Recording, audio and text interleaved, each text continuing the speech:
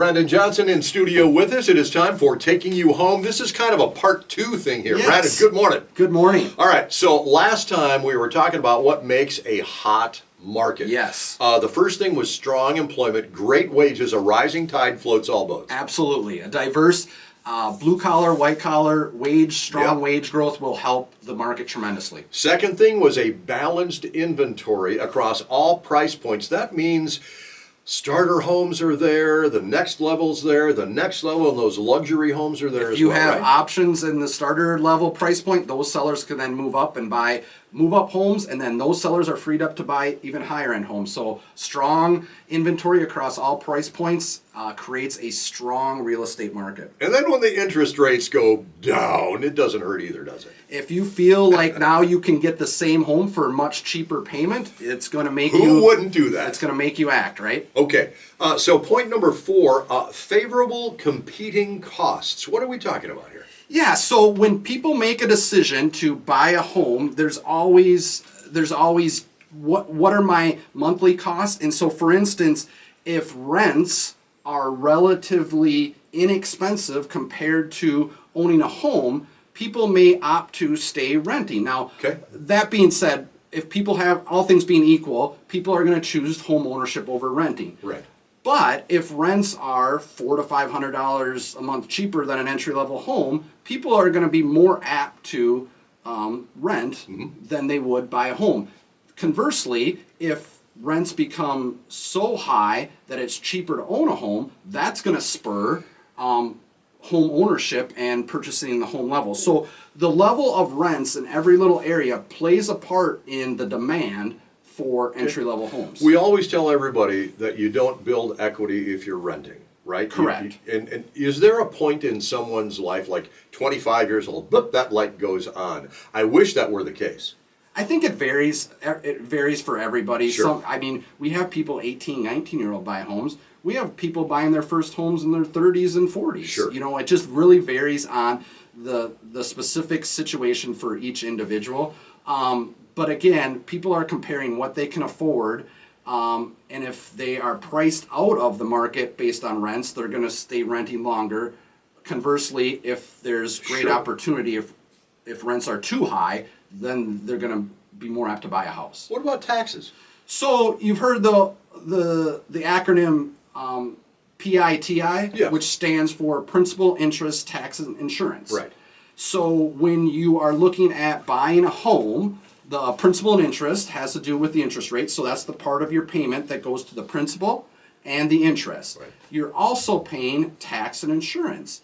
And so what's happened here recently, and so the higher that full number your payment goes, that's what really makes you concerned about how does it compare to your rental payment and so on. So when taxes, you've seen the news recently about county taxes raising money, municipalities raising money, states raising money. Sure. Taxes are going to be a greater percentage of that monthly payment, and that plays a role in it, just like insurance. And we've talked about this before. The insurance rates have gone up dramatically because of all the storms and everything that's happened. So the taxes and insurance are sneakily becoming a higher and higher cost to everyone's monthly payment.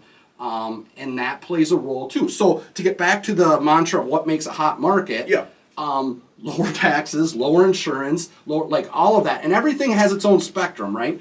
But when things go up dramatically or when they come down dramatically, that's what shuts off a hot market or spurs a hot market. And so when you have rapidly increasing taxes or rapidly increasing insurance, just like interest rates, that plays a little bit of a role in the market conditions. Okay, when I lock in my mortgage, PITI, the T and the I are the two that I cannot control. Correct. Right? Correct. Okay.